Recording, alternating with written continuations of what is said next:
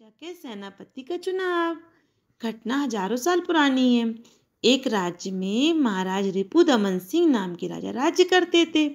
एक बार वे चिंता मग्न होकर अपने सैन्य कक्ष में तेजी से चहलकदमी कर रहे थे। उनके माथे पर बनी लकीरें उनकी गहन चिंता को स्पष्ट रूप से बता रही थी।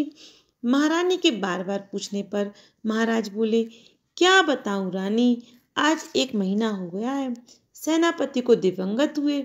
अभी तक कोई भी व्यक्ति सेनापति के चुनाव के लिए निर्धारित 3 परीक्षाओं में उत्तीर्ण ही नहीं हो सका है। प्रतिदिन अनेक युवक आते हैं और लहूलुहान होकर चले जाते हैं। सीमा पार से गुप्तचर बुरी बुरी खबरें भेज रहे हैं। युद्ध की आशंका बढ़ती ही जा रही है। फिर महारानी ने मनोहार की, स्वामी, आप उप सेनापति को ही सेनापति क्यों नहीं बना देते? वह मेरा भाई है, सब तरह से विश्वास के योग्य है, हष्टपुष्ट है, अनेक मल्ल युद्धों में विजयी रहा है। महाराज बोले, रानी, सेनापति का पहलवान होना जरूरी नहीं है।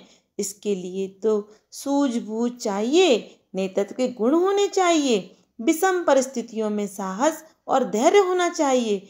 जब से तुम्हारा भाई उप सेनापति बना है, सेना में गुटबाजी बढ़ गई है। अनेक सेना नायक रुष्ट हो गए हैं। कुछ तो विरोध स्वरूप त्याग पत्र देकर भी चले गए हैं। ऐसे समय में तुम्हारे भाई को सेनापति बनाना आत्मघात जैसा होगा। उधर सूर्योदय होते ही परीक्षा स्थल पर भीड़ जमा हो गई थी। एक बहुत बड़ा सरोवर था। सरोवर के बीचों बीच लकड़ी का एक स्तंभ गड़ा हुआ था। परीक्षा के लिए आए व्यक्तियों को सरोवर में बिना प्रवेश किए एक मोटे रस्से को स्तंभ में फंसाना था। अनेक हट्टे कट्टे युवक अपनी पूरी शक्ति से रस्से का फंदा स्तंभ पर फेंक रहे थे। रस्सा कभी पानी में गिर जाता तथा कभी गीला होकर और अधिक ऐंठ जाता था। स्तंभ को छूता था पर उसमें फंस नहीं पा रहा था। तभी एक युवक कहीं दूर से चला आ रहा था। युवक का कद 6 फुट से अधिक लंबा था। उसका माथा चौड़ा था, बड़ी बड़ी आंखें, सुडौल नासिका, चौड़ी छाती, लंबी और पुष्ट भुजाएं थीं।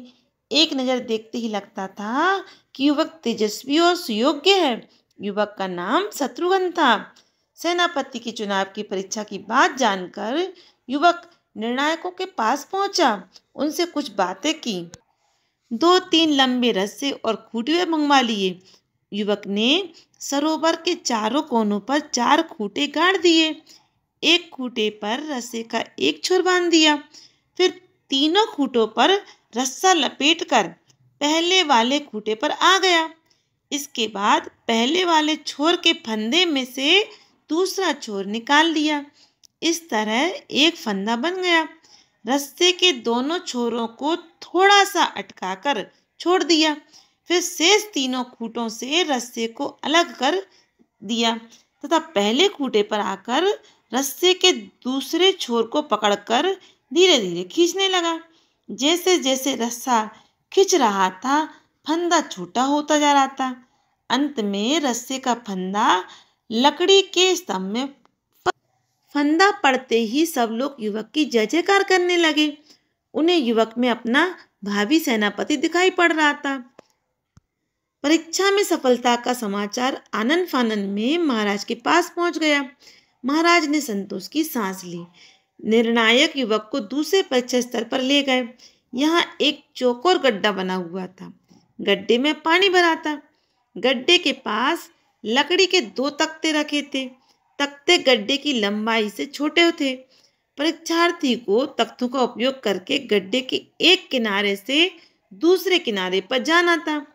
अनेक युवक तख्तों को एक किनारे से दूसरे किनारे तक जमाने का प्रयत्न कर रहे थे, लेकिन छोटे होने के कारण तख्ते पानी में गिर जाते थे।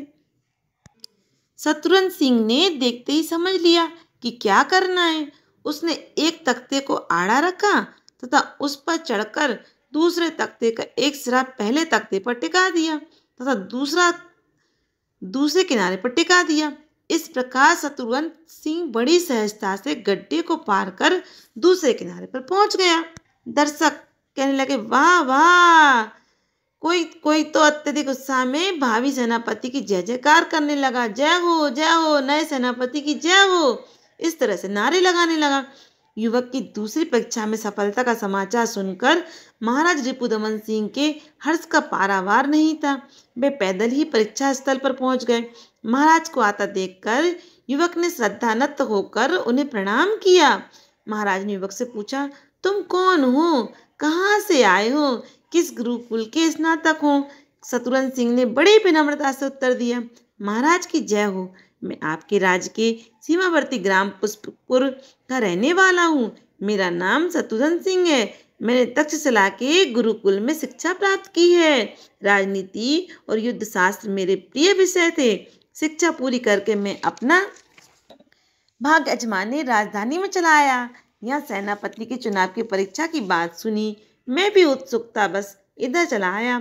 शेष घटनाओं से आप परिचित ही हैं। महाराज युवक की धीर गंभीर वाणी से बड़े प्रभावित हुए। महाराज उसे तीसरी परीक्षा स्थल पर ले गए। यह परीक्षा स्थल किले की बाहरी दीवार के पास था। यहाँ एक बड़ा सा भारी पत्थर रखा था। परीक्षार्थी को इस पत्थर को किले के अंदर फेंकना था। यह निश्चय ही विकट परीक्षा थी। इस परीक्षा में अनेक युवक घायल हो गए थे। कुछ तो इस परीक्षा की कठिनाई जानकर आगे ही नहीं आ रहे थे। शत्रुघ्न सिंह ने देखते ही सारी परिस्थिति समझ ली। उसने महाराज से कुछ दिनों का समय मांगा। उसने एक यंत्र के निर्माण के लिए कुछ धन और कारीगर भी मांगे। महाराज ने युवक को सारी सुविधाएं उपलब्ध करा दी। एक सप्ताह बाद युवक ने अपना यंत्र किले की दीवार के नीचे लगा दिया। युवक की सफलता का समाचार पहले ही सारे राज्य में आग की तरह फैल गया था। राज्य के कोने कोने से आकर लोग परीक्षा स्थल पर एकत्र हो गए। महाराज भी सब परिवार उपस्थित थे।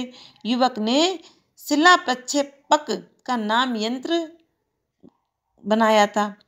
वह कुछ ढेकुली की तरह दिखता था। इस यंत्र का क्या नाम था? शिला प्रक्षेपक। युवक ने यंत्र में लगे तख्ते को झुकाकर उसके एक सिरे पर पत्थर को टिका दिया। फिर उठे हुए दूसरे सिरे पर 3-4 बलिष्ठ युवकों के साथ चढ़कर जोर जोर से झटका दिया। झटका लगते ही पत्थर क्षण भर में ही किले की दीवार के उस पार धड़ाम से जा गिरा। वहां उपस्थित लोग चिल्ला चिल्लाकर युवक की जय जयकार करने लगे। महाराज ने युवक को गले से लगा लिया। उसे राज्य का सेनापति नियुक्त कर दिया। यही नहीं, उससे अपनी पुत्री का विवाह भी कर दिया। सेनापति के चुनाव का समाचार सीमा पार से राज्यों में भी पहुंच गया। उन राज्यों के राजाओं ने ऐसे सुयोग्य सेनापति के बारे में सुनकर महाराज रिपुदमन सिंह के राज्य पर आक्रमण का विचार भी त्याग दिया। तो इस कहानी से हमें ये शिक्षा मिलती है कि हम अपनी सूझबूझ और दूरदर्शिता से किसी भी समस्या का समाधान चुटकियों में कर सकते हैं।